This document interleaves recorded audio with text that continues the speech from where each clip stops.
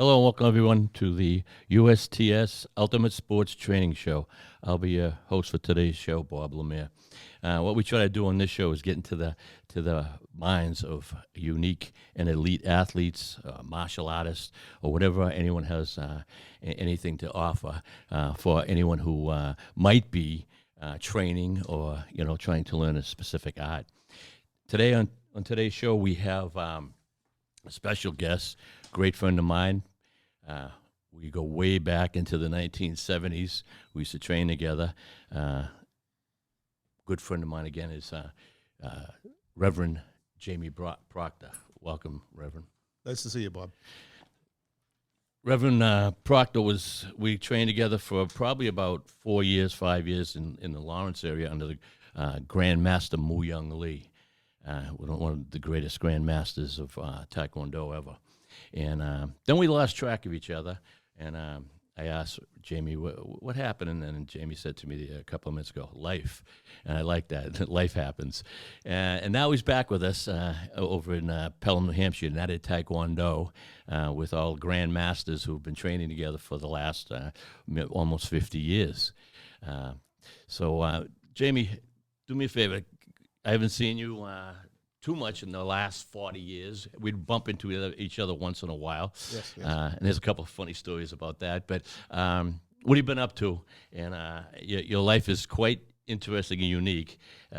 Just give us a quick synopsis of what's been going on for the last 45 years. Well, I left the school for different reasons. Like I said, mostly life. Kind of bounced around to different styles of martial arts, different types of training, different weapons. I ended up needing to fall back on my martial arts career and ended up at a Methuen Aikido in an Iaido program, which is a art of drawing the Japanese sword, basically the samurai sword. We ended up getting my black belt through Master Alex Makoskis. So I ended up with being his only black belt. Unfortunately, he had a stroke, couldn't train anymore. Fortunately for me, he ended up allowing me to be the instructor for the school for a good, probably around 7 or 8 years. Then it just wasn't enough for me. I lost my father and brother passed years ago. My older brother passed about 6 years ago. My mother went about a month after him. Oh, jeez. Yeah. And so, I mean, I have children. I have 3 beautiful daughters, 2 grandchildren, a great girlfriend that treats me like a king. But the whole thing was with it I needed family again. Right. And I went back. I happened to stop in the school one time, and Grandmaster Pelletier happened to be there, and I walked in, and he looked at me because I'm all tattooed face, and and I'm probably 50 pounds heavier than I was back then. Yeah. You used to be young Jamie. Yeah, because he's got you by 10 years anyway. Yeah, exactly. So I ended up going back with him, going in, and he just looked at me, couldn't figure out who I was, and when I told him, he just welcomed me back. Oh, yeah. So I ended up going back. It took me about a year or two to work my schedule around. My business schedule around going back to the classes, but I ended up back, and the first thing Grandmaster Pelletier said to me at his class was, "Welcome home, Reverend." There you go. And there you go, Reverend. The tattoo. Now, you have tattoos all over your body, and you own a tattoo parlor. And where is that located? It's in Salem, New Hampshire. Shogun Tattoo, right on Broadway. Shogun. Yep. Shogun Tattoo. And you just showed me one of the tattoos you have now on your face is the Taekwondo. Yes, Taekwondo. I after 45 years, I finally got my black belt. Right. So right before the test, I had one of the guys who works for me tattoo the kanji for Taekwondo. And now on the other side of your face, for people who can't see, he's fairly fully tattooed on his face. Symbols. And if you just a couple of words on the symbols there. The symbols represent the 7 virtues of samurai. And there's 3 symbols on my temple that are for Bushido, which is the code that the samurai lived by, that they would die for their family. Okay. And I think that was pretty close for me. Right. That was meant a lot. Yeah. And it's because that they must put a lot of thought into it. Yeah, I mean, you really have to think about, because once it's on, it's on. Yeah, especially the face. Yeah. There's no going back from that. No, and you must have tons of stories of when people see it for the first time. But We had a customer the other day that had come in, probably mid-30s woman, and one of the guys was working on her that works for me. Yeah. And the first thing she asked was, "Is that scary guy here?" And I said, "What?" He goes, "What scary guy?" Yeah, she goes, "The guy with the tattoos on his face." He goes, "Jamie, Yeah, he's a reverend and a grandfather." Yeah, and he's such a nice guy. You were always a humble kid. Even I remember, I think I had to be 19 or 18 Yes, yeah. when we trained, and you had to be 12, I was 13, 12, 13 when you were training about together. 14 years old. I Right. think I started because I think I left when I was about Right. 19. Right, and the first school we had in Lawrence above the Goodwill store, it couldn't have been 20 by 20. It was the smallest little thing, and Yep. we had more students in there with Grandmaster Lee. It's amazing. And the workouts we would have. And the great thing is you're 12, 13, I'm 19, Gary's in his 20s. We all trained together, and that was a family. Yeah. Grandmaster Lee made a family. And Yeah. it's just, I miss those days so Oh, much. yeah, But, yeah. and, it's then we'd move around. We had to move around, and then we ended up starting United Taekwondo. I started that in Pelham in 1990. Still there. Yep. We're talking, 32 years, 32 years.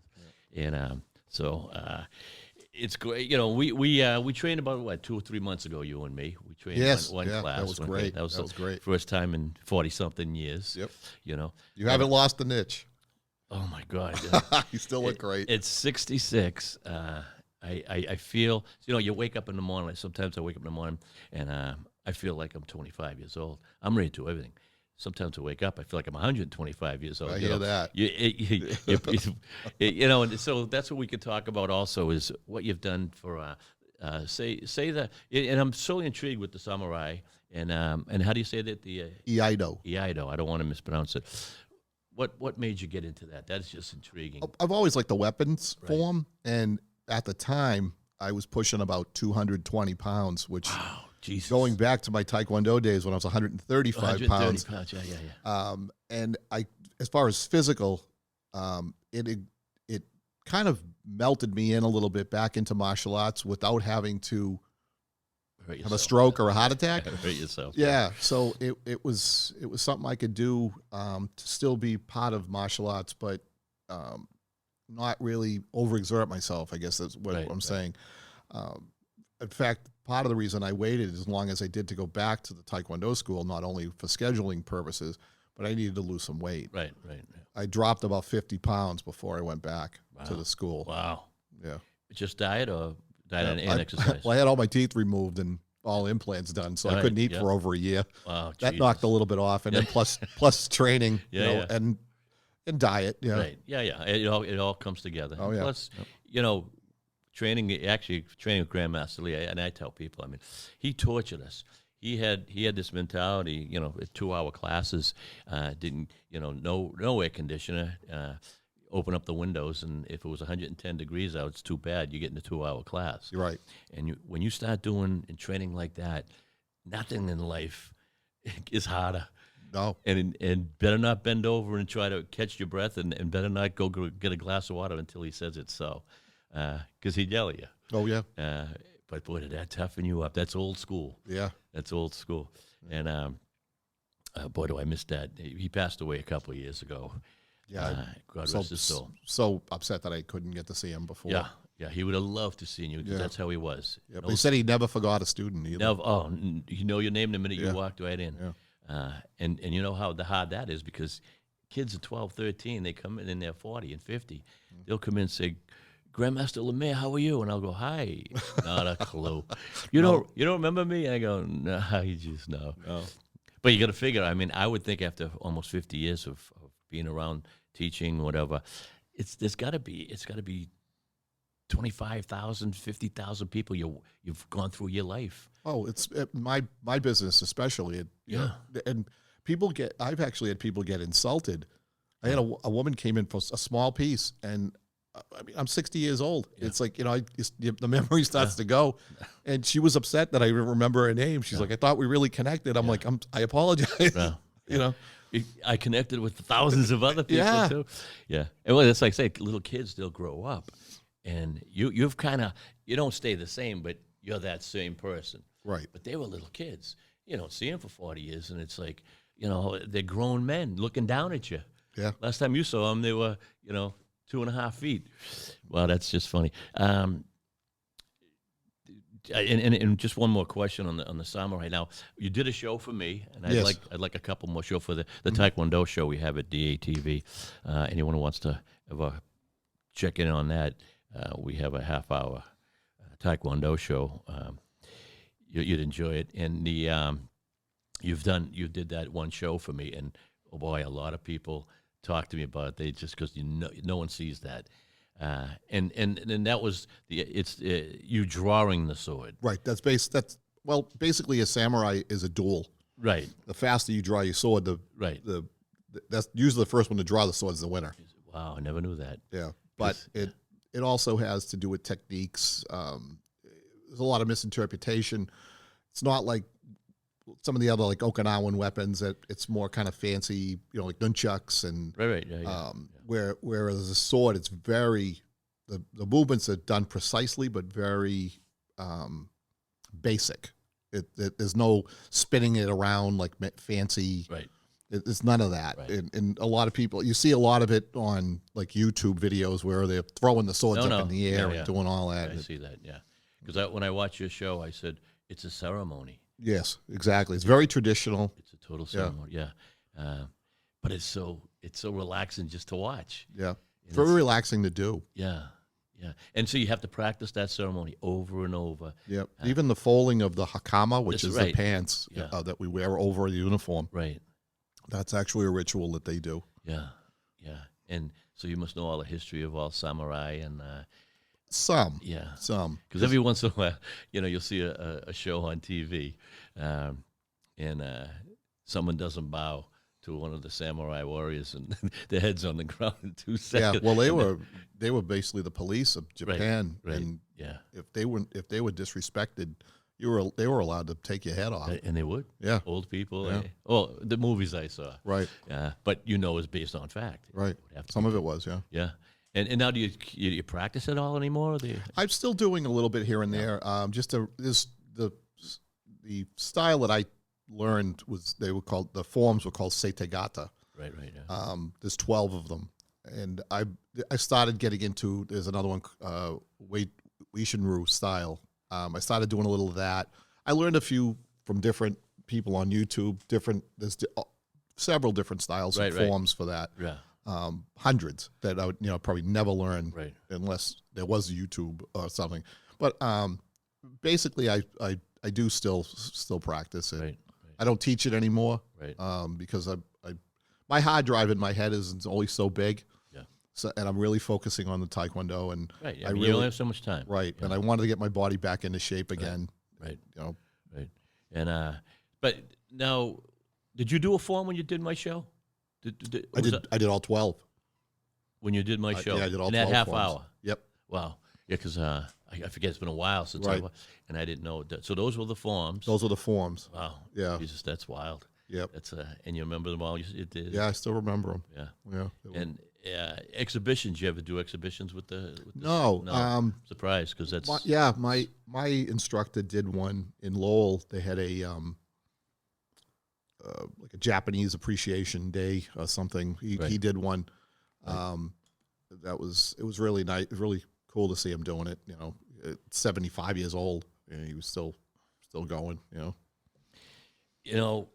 That's the thing. I mean, I watch even Grandmaster Lee, who died, and he died of cancer, and he fought it. He fought that, and he was such a great shape. Yeah. I mean, the guy he lived that type of life. Just a pure type of life, and his drive was second to none. And he's known all around the world. Absolutely. And he talked to me, I remember probably 2 or 3 weeks before he died, telling me he's getting better. He says, Bob, I'm getting better. I'm going to start training in a couple of weeks again. I'm going to get back into my old shape. And he was in the middle. He told me he was getting better and stuff, which he wasn't. But he wanted to talk to me. He didn't want to talk about, the cancer or anything. Right. But that's the toughness that you get, and he's taught us. You know what I'm saying? And even you get old, you think you can't do it anymore. All right? Or people think you can't do it anymore because you're over 40, over 50. You go right into your 90s. Mm-hmm. You can go into your 90s. If you watch, and I watched my whole life. I think you would know who it is, Jack LaLanne. Oh, yeah. Right? That's showing our age. Yep. Yeah. That's showing our age. And into his 90s. Yeah.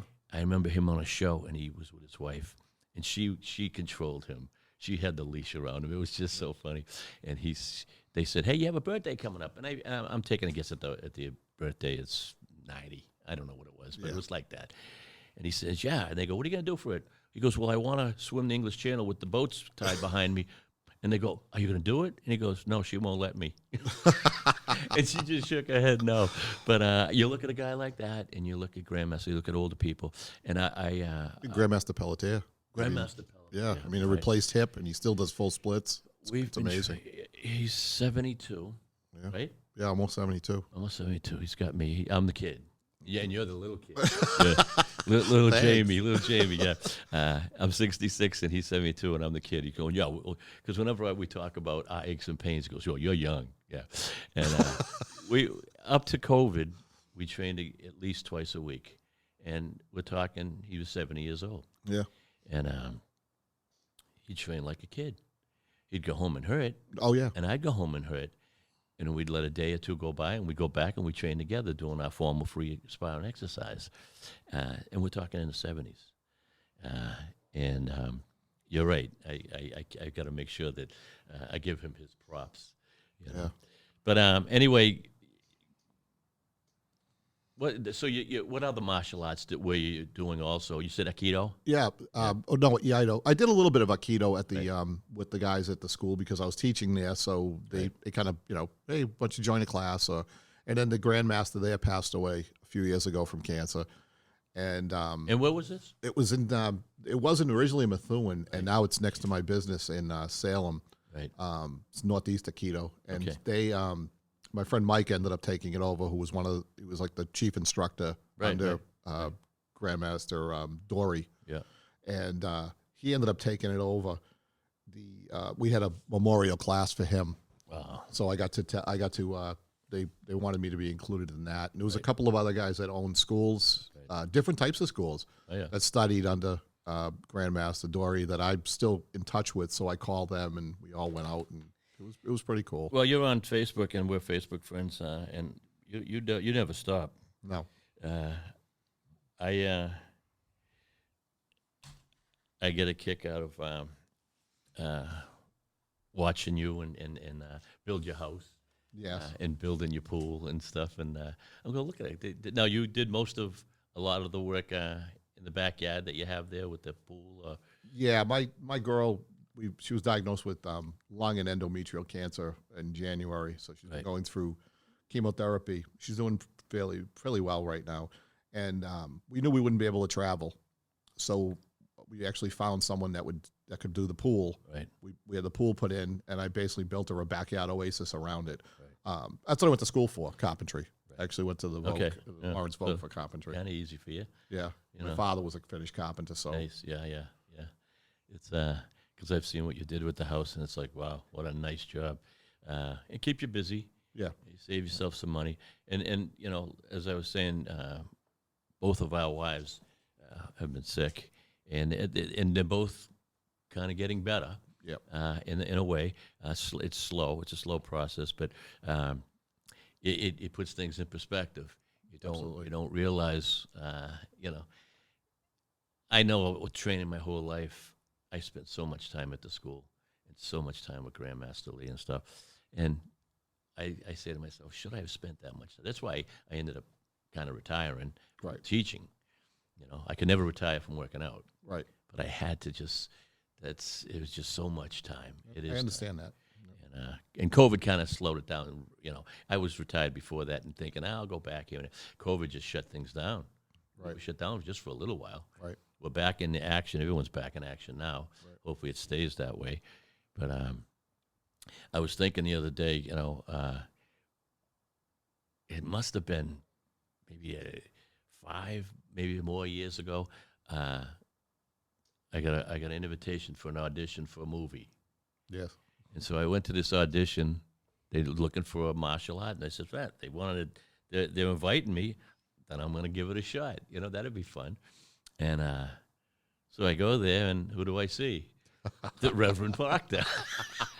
and you had your samurai. Yeah. Yeah. So the kimono. The kimono. And so I walked in and I looked, and I was so happy there had to be 100 guys there. Yeah.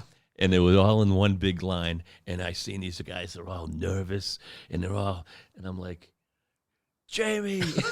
We're over there hugging, and people are going, what the heck is going on here? Did you have your sword with you, by the way? Yeah. Yeah. Oh, it was the greatest thing. I don't know who got the part, but I don't think. It was, I saw the, You saw the movie? I met one of the guys who was there, Kendall. He's the fire chief of Georgetown. Okay. He has a school in Salisbury. Yeah. And I ended up keeping in touch with him from that point because one of my students from the EIDA school was his students at his school. So I ended up keeping in touch with them. And he said, "Did you ever see the part in that movie that you guys tried out for?" I was like, 2 seconds? No. It was literally like 17 seconds. It was a black and white TV in the window of a store. And I was like, I drove to Alston, Mass twice. They called me back twice. Yeah, too. they called me back twice. I was like, I drove to Alston, Mass twice for a 17-second part. They ain't telling you that. Yeah, no. Well, it's funny because when they call you back, you go, wow. Yeah. They liked what they saw. Yeah. They're calling everybody back. They got to make it look like their job's worth keeping. Right. Something, I got to the last 10, and they were picking 2 out of 10.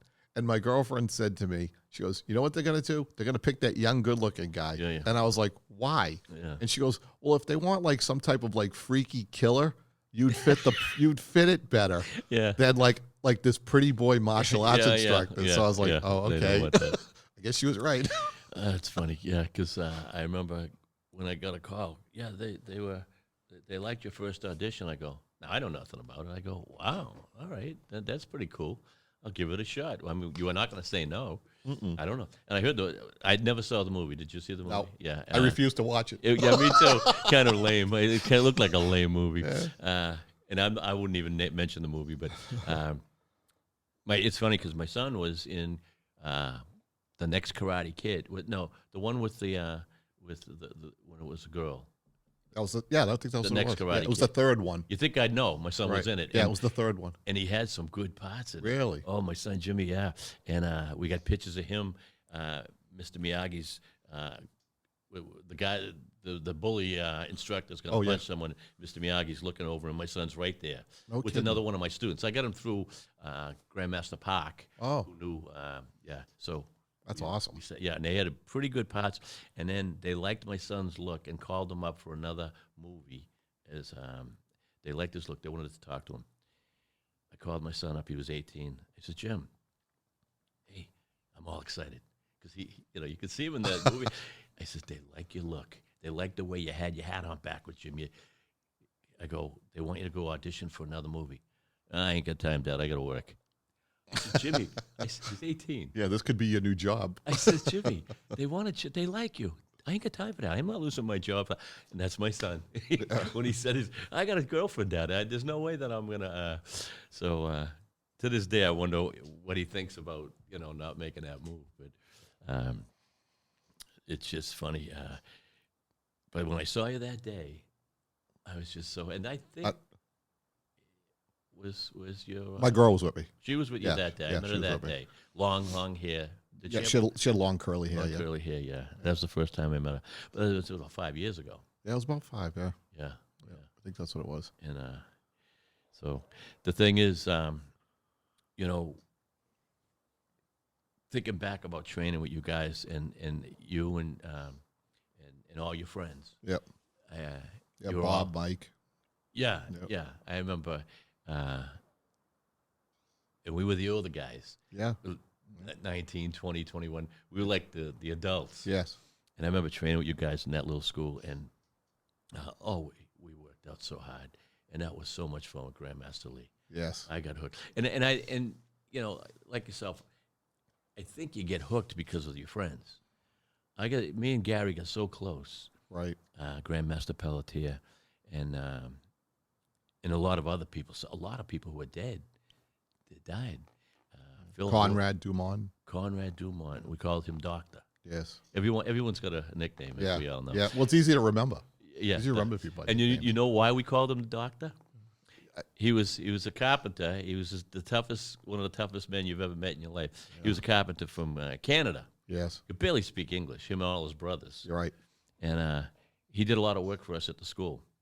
And I remember him, he says to me, he says, Bob, go cut me a piece of plywood, blah, blah, blah, inches. I went, all right. So I'm setting it up on the floor and stuff. He goes, I ain't got time for that. He picked up the plywood with one piece of hand, 6-foot piece of plywood, and sawed it. He sawed this thing with electric, with a saw, just up in the air. He was an tough. Well, we called him a doctor. He could fix anything. Yeah, with it. he was yeah. tough. And when he died a couple of years ago. Yeah, not too long ago. I didn't know he died. Yeah, he was in a wheelchair towards the end. I actually tattooed his niece, and she had mentioned that I knew her uncle, and I was like, and then she told me his name. I was like, oh, so I remember Conrad very well. I think my shins are still bruised from him blocking me. Yeah, he is a hard block. Yeah, it's. I trained with him for many years, and he fought a guy from Boston who was a national champ. And I remember I was refereeing another fight, and he was from our school. We used to fight all the kids from Boston. Right. And they had one of the great teams. We had one from Lawrence. We had one of the great teams from Grandmaster Lee. You better not lose if you're training with Mr. Lee. Grandmaster Lee would be upset. Why did you lose? Oh, we'll have to train harder. Yeah. Oh, you fight like a wise guy. He even told me that. You're training and fighting like a wise guy. And, oh, man, that humbled me right out. I'm sorry, sir. But I remember Dr. Dumont fighting. The guy's name was Lee, and he was a national champ. And he was fighting this kid, and all of a sudden I kept seeing this kid, Lee, come flying on the floor by me. I'm looking the other direction. He was hitting it with uppercuts, double uppercuts, instead of kicks. Because when you get it close, you do that, and the kid would fly. That's how strong. Oh, that's how strong he was. He couldn't. I know we didn't win that fight because they weren't going to let him win because we went. There was an elite group that they wanted to go into the nationals all the time. Right. And politics plays absolutely in everything. Absolutely. So if you wanted to beat the elite, you would have to. You'd really have to beat them. You'd knock them out. Yeah. You know. Surprised he didn't.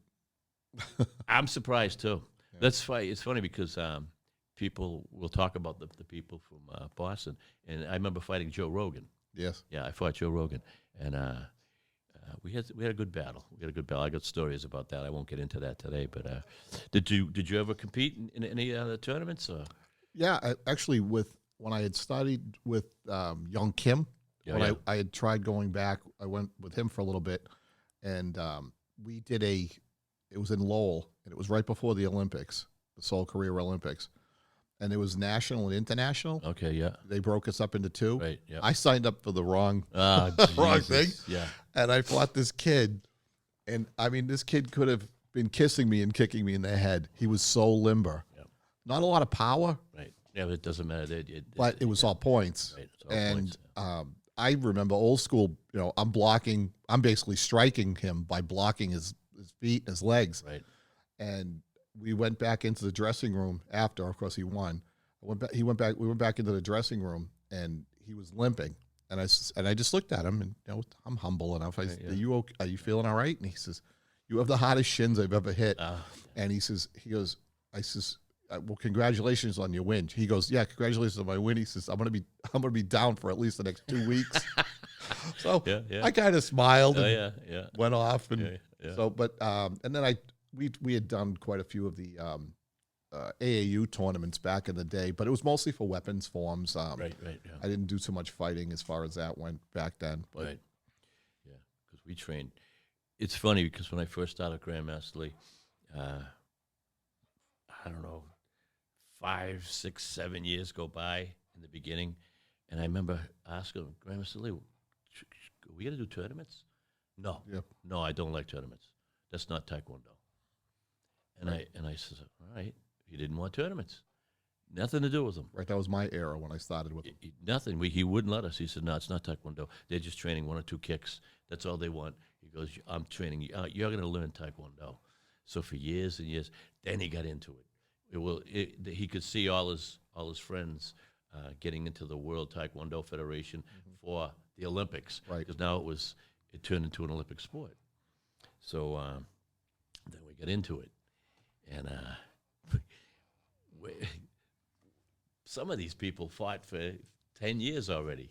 We're walking in there in our late 20s, early 30s, and we're just trying to be as flashy as we can be with the high kicks and the jump spin kicks. And these guys are just throwing front round kicks and scoring points. And we're getting frustrated. It's like, what the heck is that? Yeah, it's all about points. It's a point. And he was right. Yeah, it turned it into a sport over a martial art. My thing. Too limited. Right. Too limited. And it's funny because once we started training for tournament action, I didn't like Taekwondo. I didn't love it like I did when I didn't have to do that. Right. Because now everything was a burden. Everything was work. Right. Instead of loving the art and learning different things. And boy, he taught us everything. Grandmaster Lee he was just the best. But now, and now you're at the Taekwondo school, United Taekwondo, and we're talking 8th, 9th degree grandmasters, all his. And if he didn't have over 1,000 black belts, easily, master instructors, I'll bet you he must have had a good 200. And grandmasters, I think he's got, that originally we're with Grandmaster Lee. I think we have 10 to 15 grandmasters, and still training together. Some. Yes, that was amazing. When I went back, that there was, I think six of them were still there, and that was 45 years. Right. Yeah, we, as I say, and when you train with your friends, all right, and you are really close, you enjoy going there just for the laugh sometimes, just because you're going to train hard, but you're going to laugh. Whether you're sparring and kicking the living daylights out of each other, we would spar, and after we'd spar 25 rounds. We'd do round robins and stuff, and after we'd spar, we'd look at each other and laugh at the bruises we gave each other. You know what I'm saying? Yep. That toughens you, right? Yeah. That toughens you. Absolutely. And but as I said, he didn't want tournament action. And I never understood until I did it. And I said, that's why he doesn't want tournament. And then the politics involved with it. I think it's kind of like doing something that you enjoy doing and getting paid for it, and it becomes a job. That's how I look at things like that. Right. Just like my job, some people ask me, do you enjoy what you do? And I'm like, yeah, I do, but it's more for the people now. Right. If I had the money where I could do it as a hobby, right, I would enjoy it more. Right. Yeah. It's but think about all the people how many people you think you've tattooed? Thousands. It's been Right. 30 years, Think over about 30 years. Imagine. So think about some of the people you've met, and and you're known around the whole world, probably. Right. What amazes me is like people that still come in. Yesterday, I went in. It was my day off. I went in last night to work on an old friend's daughter just turned 18. Right. I tattooed him when he was 18. Imagine. And his father came in with him, and I tattooed his father. So there was 3 generations. I mean, father was older than 18. Yeah. But that's. I have a friend, my friend George, that still comes in. He was 49 years old when he first came in. He's 80 years old. He still comes in. But not so much to get tattooed anymore. Sometimes he just comes by just to say hello. That's right, yeah. He owned a substantial sized business in his life. He's been a good mentor to me as far as if I have any questions or even just an opinion on something, I would contact him. Right. It's just astounding. I was going to have a 30th anniversary party for the business on November 1st, and I started putting a guest list together. I says, this is impossible. You can't do it. I couldn't do it, because you don't want to invite one person and not the other. And there was thousands that would have been on that list. Unbelievable. Yeah. Yeah. So it's and they all know you, and then you forget a lot of them. that's my problem is people say, Bob, man, how you doing, Bob? Not only do I don't know their name, I don't recognize their face. Like I've never seen them before. My wife will go, who is that? And I'll go, I don't have a clue. I married a couple. We ran, my girl and I were at the mall one time, and I ran into a couple, and they had a little boy with them. The little boy was probably about 8 years old. The gentleman says to me, Jamie, how you doing? I'm like, good. And his wife, she gave me a hug and a kiss on the cheek, and the little boy was standing. He goes, this is our son, blah, blah, blah. And I was like, oh, nice to meet you. He says, Jamie married me and your mom. And he goes, oh, that's cool. He's like, I'm going to be calling you. I want to come down and get some more work done. I'm like, great. They walked away from me. My girl looks at me. She goes, you don't have a clue who they are. And I was like, I've never seen them before. And I married them. And I'm just looking at them going, I have no idea who that is. Yeah. That's so funny. Yeah. It's funny that you say that because, you've been with us so many years. I've been with my wife for over 45 years. She says the same thing. You have no idea who that person was. And I look at her, it must be your face. You must have that perplexed look in your eyes, like, who is, and you get nervous. Well, when I started dating my girl, I dated her back in high school. And then we separated 35 years later. We ended up back together, ran into each other. But I says, listen, if I don't introduce you to someone, that means I don't know who they are. So I says, what you do is you lean over and you say, oh, I'm D. And then I'll play like, oh, I forgot. Sorry, I didn't, I was so excited to see you. Right. Because they'll usually introduce themselves back. Oh, it's but funny. yeah, it's... it's through my work years, I've worked at a lot of big companies, Wang, Textron. I'm at L3 Harris now. Hey, Bob, how you doing in the hallways? Because I'm in all the buildings, and I go, hey, what's up, champ? How you doing, pal? Hey, buddy, what's up? Boss, chief, chief, and it's, brother. One guy back in Textron, I'm getting in an elevator, and he's walking by with a briefcase, rolling briefcase, and I thought he was the copy machine repair guy. Thank you. So he's walking by the elevator, and the elevator door's open, and I look at him. I go, "Hey, what's up, champ?" Just like that. He stopped and gave me a look, and I looked at him right, and he gave me it was a kind of a dirty look. He's looking at me, and I go, "What's up?" He goes, nothing. How you doing? I go, good. He walked away. He was the president of Textron. The president of Textron. Champ. I'm calling him champ. And then at least call him chief. Chief. Yeah, I call him champ. And then, it's funny. I told everybody that, and they go, you didn't. He's here to visit, and you're calling him champ. And he was a war hero. Everyone knew him. Was a champ. He was a champ, yeah. What? But he gave me the eye, and I didn't like anyone giving me the eye because I called you champ and asked you how the day is going. You know what I'm saying? Yeah. I rarely walk by anyone ever without saying, and I'm talking out in the street, in and out of restaurants. How you doing, bud? I'm the same way. Same way. Yeah, and they'll go, they'll be shocked. Yeah. And they'll look at me and they'll go, hi, like they're nervous.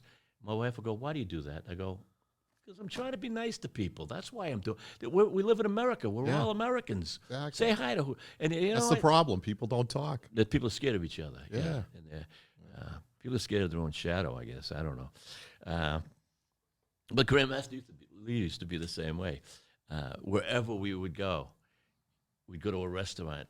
He'd walk into the restaurant. People would walk by. How are you doing today? Yeah. And they'd look at him friendly like, man. Oh, he was the greatest. Yeah.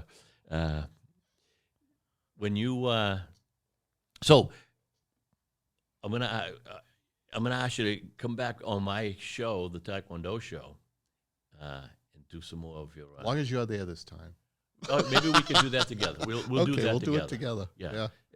Anyone wants to know and talk about the Taekwondo show? DATV's got we do Taekwondo training show. I've been doing that for 30 years out of Pelham and Dracut. You can catch that on DATV.org if you want to watch any of the old episodes. I think some of them are on YouTube also, but I'm not sure how many. But Jamie should be out. Reverend Proctor should be on one of them. People, after you did that, people were flipping out because you don't see that anymore. And you take it for granted, and I know you do. Right. Everyone, it's like Taekwondo. Right. Everyone's doing it. Everyone knows about it. No one knows about it. No. And when they see what you're doing, it's like, whoa. Right. Because you don't even see that on TV. No. So it's something you should never give up. I mean, it's something and even at the Taekwondo school, did you ever talk to anybody? I mean, you don't have to have a real sword. You can have the wooden one, Joe. Yeah. Did you have a real one or a wooden one when you were here? I had a real one. Yeah. Yeah. We were at the school, actually. When we, oh, that's we right. filmed You it were at the school, yeah. Right? Yeah. Yeah. Grandmaster Pelletier helped me out that day. Right. Yeah. As I say, the real sword makes a nice sound. They call it the Steel Breeze. Right. Which is actually a book by a friend of mine. But the bowhai, which is the groove, they call it the blood groove, right, in the blade, causes the blade, if it's cut properly, will make a whistling sound. Yeah. Well, not so much that. That's kind of added, I think. Oh, is that because on TV? Yeah. even when you see them drawing a sword, yeah. the case is made out of, which is called a saya. The saya is made out of wood, so it wouldn't sound like metal to metal. Okay, all right. But they kind of add that effect because it sounds better. But when you're actually making a cut, you can actually hear it. The sword actually will whistle. It sings. And it depends on the sword, depends on the cut of that bowhai, the blood groove, or it depends on the person. When I started at the Iaido, studying Iaido, I had bought this sword. Was a company called Cold Steel, and they showed this guy putting this thing through the hood of a car, and it's really a strong sword. And I ordered it, and it said Imperial something katana. Well, it was 6 inches longer than I thought it was supposed to be, which if they're too long, you can't. Right, I'm only 5'7", right. So to draw it, I didn't have enough arm length. Okay. The owner of the dojo was 6'6". There you go. So I gave it to him. I awarded it to him. I says, look, this is something. This is a gift from me. I says that I'm starting here, and I want you to have this. So he really appreciated it. But he used the sword during the Iaido class because he used to take it too. Right, yeah. And he was standing behind us because it was a live blade, so he kind of stood away because normally the blades are dull. Yeah. And so we were doing this cutting technique, basically an exercise. Right. And all of a sudden, all we heard was, and it was like, we all just turned and looked at him, and it was like, because of his size and the size of this blade, that's what it made that noise. It made this like bass sound that I've never heard. The sword is at the school. I donated it. His wife gave it to me after he passed away. Gave it back to me after he passed away. I donated it back to the school, so it's next to his picture in the school and his grandmaster's picture in the school, and no one in that school can make that sound except for him. Wow, isn't that cool? Yeah. And with the sword you gave him. Yeah, with the sword I gave him. None of us trying to use that sword can make that sound. As you said earlier when we were talking before the show, good juju on your part. Yeah. You know what I'm saying? I like that. And when you would train with the swords, did you have the wooden swords and fight? You ever do Yeah, that? we did some of that. Not so much fight, but go through blocking techniques. Right. There's a pretty neat technique which we can probably go over if we do a show. Right. I'll bring a couple in, and it's basically where you're coming up, doing a block, and the other person's striking. Right. And as they're striking, the sword is kind of like swinging around. So then you're doing the strike and they're doing the block. But when it goes in sequence, it's like music. Wow. Yeah. It's and that's with wooden swords. That's with the wooden swords. Yeah. You would never with a no. I heard you mention a live sword. So a live sword would be a sharpened. Yeah. And a regular not live sword would be real dull. Yeah, what they So what they can normally still get use, hurt. right? Oh yeah, what they normally use is they're made out of aluminum. I don't particularly like them. Right. They were called Iaito, which was a practice sword. Okay, yeah. I've always used a steel blade. I just took the edge off because I like the weight Right. over the aluminum. But I do have the live blades were mostly for cutting techniques where they use these Tamagotchi mats. It's like a rolled up, basically it's like a rolled up bamboo beach mat. And it's Right. wet, and they Cut it for out. cutting. So and those swords don't have that groove. Right. They're made just for cutting. Right.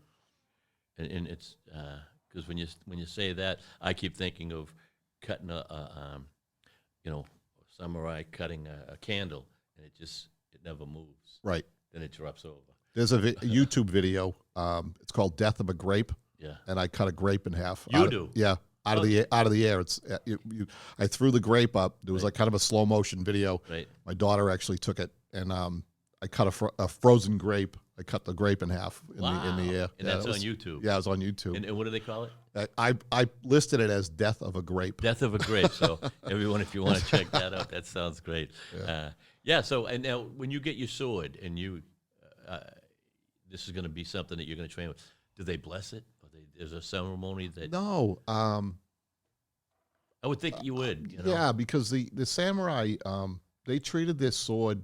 It wasn't like there's a lot of misinterpretations with samurais and ninjas, and like the ninjas. If you look in a catalog, they'll have a ninja sword. It's a straight sword with like a square Right. guard. That's fantasy. That Right. wasn't that way.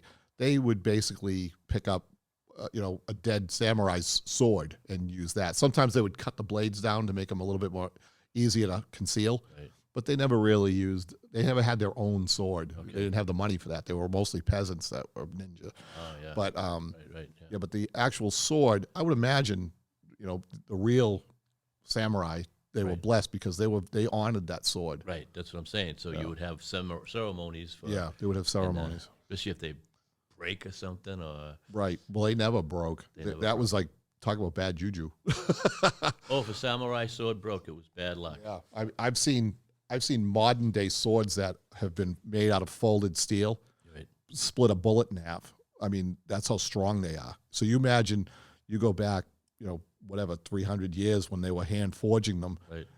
Those swords were tough, they were strong. They never broke. When I saw you doing the show here, and you were kneeling, Yes. because you don't see too much on TV of samurai, but I remember I always was intrigued, and even anything with swords, fighting and stuff, it's just so I love it. So I remember when I saw you on your knees doing it, it reminded me of when they were getting ready to do harikari. Right. How do you say it? Well, it's also called. There's another word for it. Harikari is more of what the pilots did back in the 40s in So that wasn't Japanese pilots. right. Yeah, it was. Of course, I can't think of it. Yeah, now, don't it's worry off my about it. head. But yeah, it's. You know what I'm saying? Yeah, they actually they would basically disembowel themselves. Right. Because they were sword. dishonored. Right, dishonored. And that would help them from being dishonored, or Yeah. so they could enter the next world with respect. Yeah. No. Kamikaze was Kamikaze was the planes that Kamikaze was ran yeah. in. That's why I thought Harry Yeah. Carey. Yeah, but nice one. Thank Nice you. one, thank you. Go back to your office. That's funny. Thank you, Gary. What was I gonna? Oh, so and then I remember because I was intrigued with it, and somebody probably texting you on what it is. No, Yeah, no, you- nobody you- would be that. No, none of my friends would be that nice. Yeah, somebody. But I remember they would wrap the sword around the blade. I mean, not so they'd wrap a cloth around the sword before they would put it in there, stick the sword in, because they would grab the sword by the hand, right? The blade itself. Well, it'd fall on it mostly. Well, depends. I mean, a lot of Don't you remember them wrapping the sword and then doing it so that they don't bleed on people or something? That's what that could have been. I mean, mostly I think it was just a jab in the stomach and Right. I mean, a lot of times we actually had a form for assisted to assist someone in that, but rather than disemboweling, it was basically beheading, and there was actually a form for that because he was supposed to be your friend. And he would behead you, or you'd behead You'd yourself? behead him. Oh, so because for some reason he had to die, and with honor. yeah, and you didn't want to cut through his throat enough for his head to fall off. So it was sabuka. Sabuka. That's what it was called. There you go. Sabuka. Thank you. And it was an assisted sabuka. What you would you'd have to, as you made the cut, you kind of did like a stop, so that the blade didn't go all the way through. Wow. Because the head hitting the floor would have been more dishonorable. And just saying, there's a form that you There's know. actually a form that I know it's for assist. Pretty morbid. It is, but it's part of it. No, it's You know? ceremonial, and that's it's What it all boils down to. Yeah, that's what it all kind of boils what it down. is. If you're gonna do what they did, do it right. Yeah. Yeah. Jesus, that's so. To practice that form, you didn't. No, we didn't get to do that. Not that you did it, but Unfortunately. what I'm saying is, say you had the sword. Yep. You'd go through the moves like you were going right at their head and stopping, or whatever you. Well, had to do. basically, it wasn't even that you'd go at the head, the neck. You would like they were actually kneeling and leaning okay. forward. All right. And it was something that they just. That's what they did. That's and when your instructor taught you that's what he told you that was. That's what it was for. And so now, what's this with the sword going into your stomach and disemboweling yourself? That would be still sabuka. But you do it yourself. But Because you I do it do yourself. remember whenever I'd watch them, because they were disgraced, dishonored.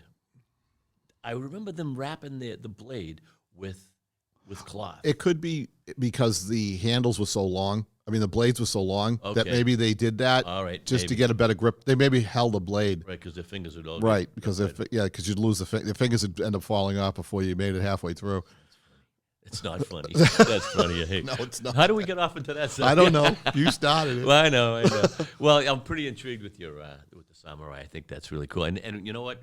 I'd like to do a show with you very soon where show me some of those blocks and stuff and how you do that. Sure. Boy, that's intriguing. Like I say, no one sees that anymore. Yeah. And boy, I would be surprised. You opened up a little studio, or you taught Oh God, no. private lessons. You just don't have time. I know you don't. Like I said, I could. All I'd have to do is go back. Yeah. The studio's right next to my shop, and the owner of the studio now, the old one passed away. He had asked me a few weeks ago that someone was showing interest in it, but again, 60 years old, the hard drive's getting kind of small, so I'd kind of rather focus on the Taekwondo right now. And you get your black belt. You have And your black that belt. was a goal that I never thought I'd achieve with in Taekwondo, and I finally did. And I watched you the other day. We're Facebook friends, and every once in a while we throw things on for each other. And I saw the front round. the 360. 360. And he still got the moves. The moves are there. It's not the move; it's the landing. It's the landing. It sure is. I'm trying for a 480 reverse hook kick with that Right. before I hit the ground. But Yeah. I'm Don't just- kill yourself. I'm That's still how- working on it. Because I used to love doing those spin kicks and the high jump kicks and stuff. And today, my knees, they tell me, they don't want you landing. They don't want you jumping too high. Right. I try to keep jumping, but nothing like I used to. And you think it'd be sad that your body, but as they It say, adapts. and a lot of people don't have the honor of getting our age, getting to be that age. I have many friends and cousins. They have children that died at 5 years old, 10 years old. So you know what I mean. We got lucky enough to train our whole life. And I think training keeps you healthy. Oh, it keeps you young. All right? It keeps you young. It keeps you healthy. It just keeps you going. Right. When you stop, and I used to tell my father that. My father, God rest his soul, he retired, and he just stopped. and he'd move around when he was working. He'd move around. He was 63, and within less than a year, his heart failed. Right. So people say, I don't want to, I'm too sore. Well, yeah, you're going to be sore. But if your heart gets weak because you stopped working out or you stop moving, you'll die. Right. I got some advice, I don't know, a few years back from Mrs. Cartier. Yes. Mildred. Yeah. And she came in the shop, my business. She stopped by. She was looking for a pair of focus gloves, like striking gloves. Yeah. And I had a set. So I says, I have a set. You can have them. Yeah. So she came by to pick them up, and my girl happened to be there. And Scotty is in her 80s. Oh, yeah. And she still teaches 5 classes a week. In her 80s. Yeah, and she told... Water classes. Yep. And yeah. First thing my girl said to her, girl D said to her, what's your secret? She goes, just don't stop. No. She goes, just keep moving. Because once you stop, that's it. And I think she's third degree. Third or fourth. I think she got her fourth. Fourth, maybe. I forget. Yeah, it's been so many years since I hit really.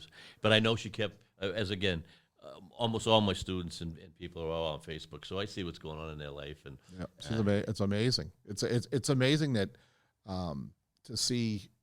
I had a friend just stop by. Again, I tattooed. He just turned 50, and he happened to see that video on Facebook, and he goes, I couldn't do that when I was 30. He says that, and so it made me feel good that I'm still capable of doing it. But I've actually left, except for food, led a pretty clean lifestyle. I mean, I've never smoked, I've never drank, never done drugs. Right.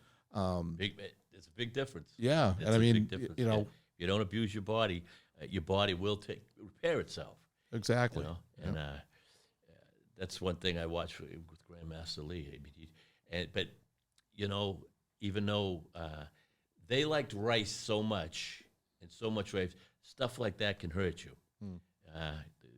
Dr. Wang, they say he died from the rice diet, everything with rice and stuff, and certain things can hurt you, even though it's like overdoing anything. Right, like overdoing anything. So that's about all the time we got there, my friend. Wow, that was an hour. That was a whole hour. Wow. Of we need another hour. We could go days. They could go days. We hardly even got into that. I know. I appreciate you coming on my show. I appreciate you asking me. We'll do it again. I'm honored, sir. Thank you. We'll do it again, and I'd like to get a couple of guys all together, bang some stories off each other, and but what we'll do is we'll get together for another Taekwondo show. Absolutely. Absolutely. Have a good time. Thank you, sir. Thank you. All right. Thank you, everyone, for listening. Till next time, enjoy yourself, and make sure you train hard and keep healthy.